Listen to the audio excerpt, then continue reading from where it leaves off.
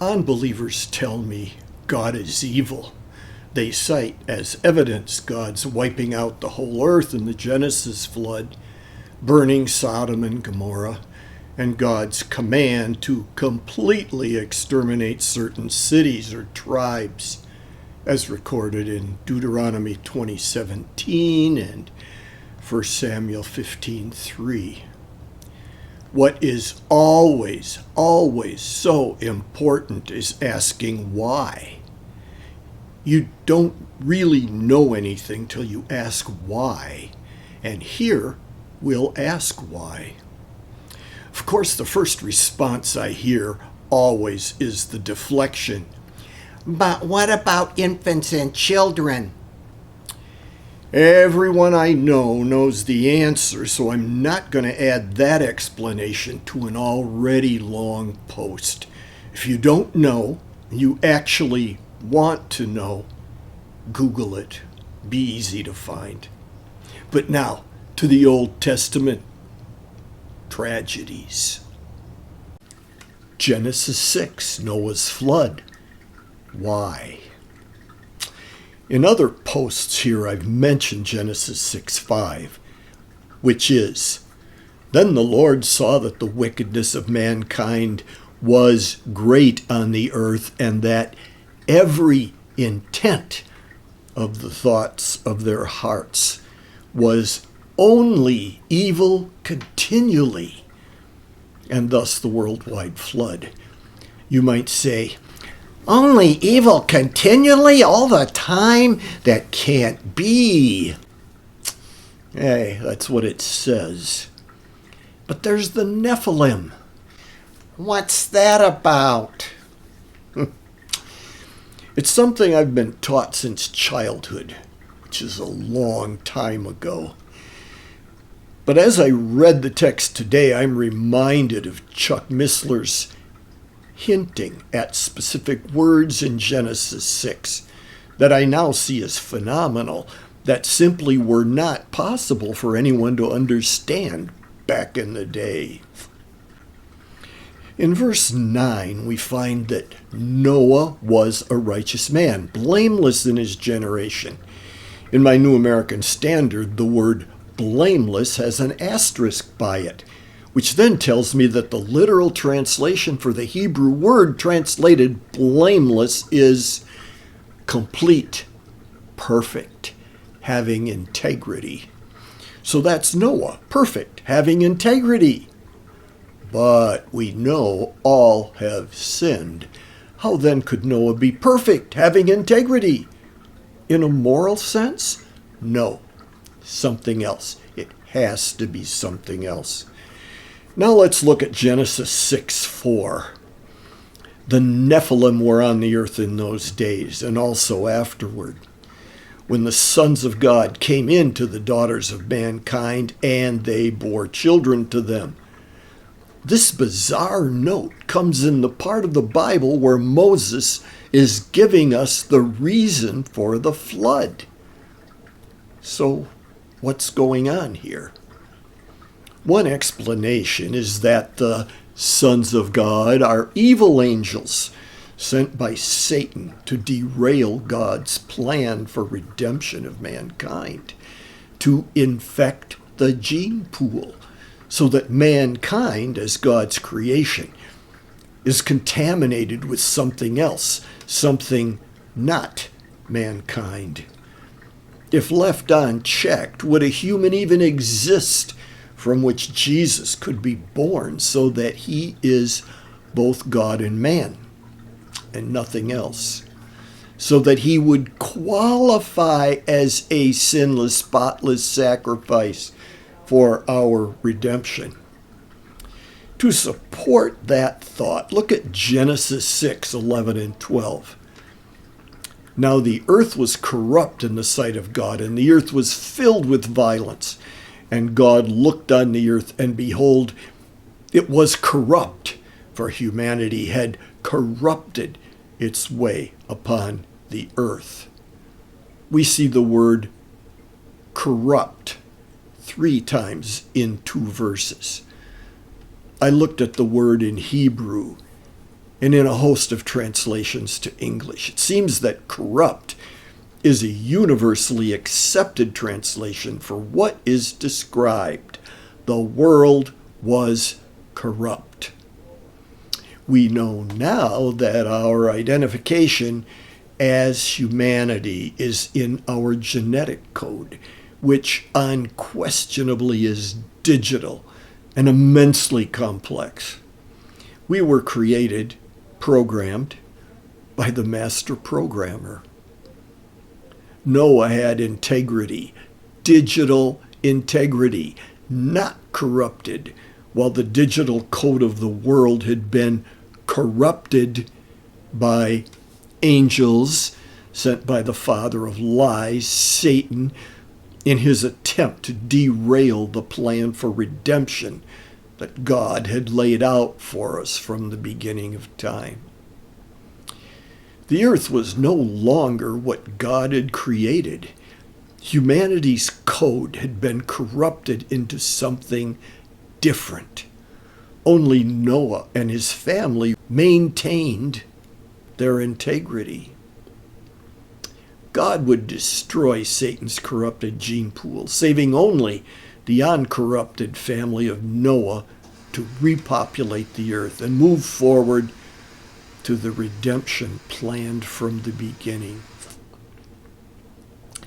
This is the first time we see Satan attempting to derail God's plan for our redemption. To a large extent, the Old Testament relates that cycle over and over. God shows his plan, Satan looks at it and says, "Ooh, I'm going to introduce a cancer of some kind to thwart that plan." But God cuts out the cancer and moves forward with his faithful remnant. Thousands of years ago, Moses described Noah as having integrity while the world was corrupt. Perfect words to describe pure code versus broken code. I find it amazing that Genesis would be that precise. The Bible truly is remarkable. God is good, which, for my atheist and deconstructionist friends, is the opposite of evil. Evil defends evil, good battles evil. God battles evil, therefore God is good. My atheist friends cite Deuteronomy 20:17 and 1 Samuel 15:3 as evidence that God is evil. Remember, Genesis 6:4 tells us the Nephilim were on the earth in those days, that is, before the flood, and also afterward, when the sons of God went to the daughters of humans and had children by them. In Deuteronomy 20:18, ironically, immediately after verse 17, God does give one reason for the annihilation ordered in verse 17. Quote, "Otherwise they will teach you to follow all the detestable things they do in worshiping their gods, and you will sin against the Lord your God." Unquote. Of course, that's true. Also, that happens to be exactly what did happen again and again after the Israelites took the land, after not following God's command to exterminate those tribes. But I know my atheist and deconstructionist friends don't think that's a good enough reason. So, details. Look at Numbers 13:33. This is the report of spies sent into the land of Canaan prior to Israel's invasion. They said, quote, "We saw the Nephilim there. The descendants of Anak come from the Nephilim. We seemed like grasshoppers in our own eyes, and we looked the same to them." Unquote. It seems that Satan tried that attack a second time, trying to corrupt the genetic code of humanity. You might say, That isn't the reason God gave in Deuteronomy 20:18 for the extermination. Actually, God already had explained the Nephilim, and clearly the spies were aware of them. Moses is gone by then, so the children of Israel would have had the same books of Moses as we have now. They knew as much as we do about the Nephilim, and they even had seen them. So God didn't have to go through the Nephilim thing with them again. Look at Joshua 11:22. Quote, "No Anakites were left in Israelite territory. Only in Gaza, Gath, and Ashdod did any survive." This is at the end of Joshua's campaign to conquer the land. Joshua wiped Anakites out of Israel, but a few remained among the Philistines. Here's the approximate supposed geography of Israel at that time. Note, Gaza, Gath, and Ashdod, where the Anakites survived, the Nephilim, were all in territory identified today as having been Philistine. Goliath, for instance, was from Gath. That makes him a Philistine, but nonetheless, his stature and birthplace, Gath, suggest he likely descended from Anak. Sidebar. I read commentary saying that Goliath was not of the Nephilim because he was a Philistine, not an Anakite. But that's assuming tribes never intermarried, which is just a bad assumption, and also ignores the connection of Gath, Goliath's home, with Anakites. That is, the Nephilim that were replanted after the flood.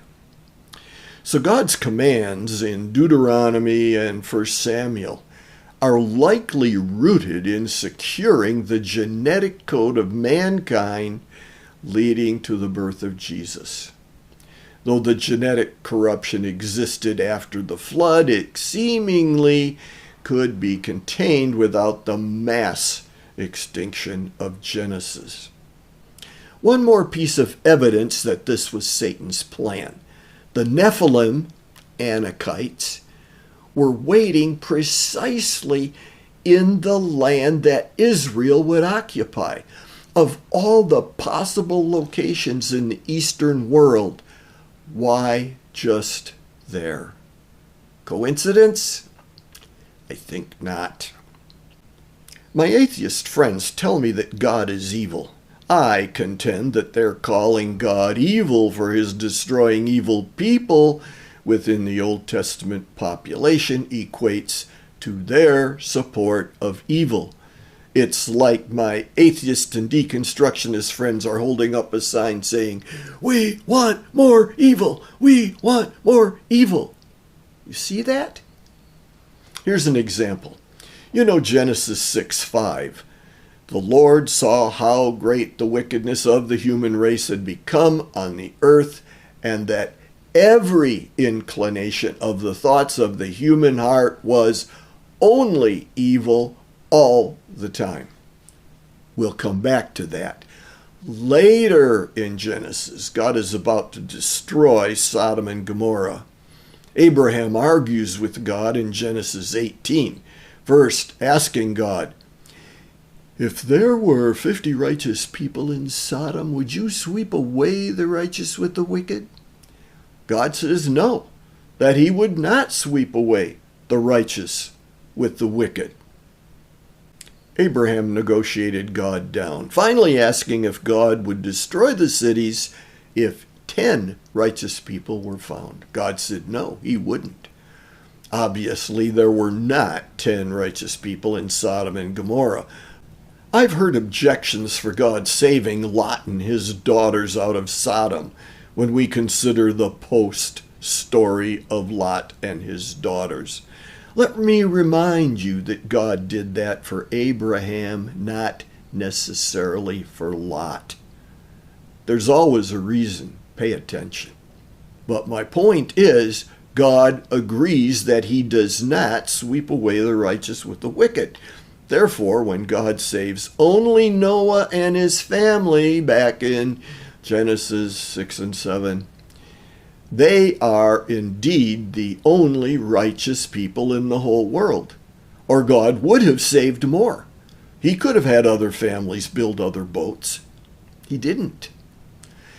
And it follows that when God commands the complete extermination of cities, as in Deuteronomy 20:17, he does not destroy the righteous with the wicked. He could always provide a righteous person to be removed to safety. We even see that example of exactly that with Rahab and her family being removed from the destruction of Jericho. It happened in Jericho. Maybe it happened in other of those cities, but simply wasn't recorded. Rahab is in the genealogy of Jesus, so we're given her specific backstory. God is good. He's also God. It's good to get that last part in your head.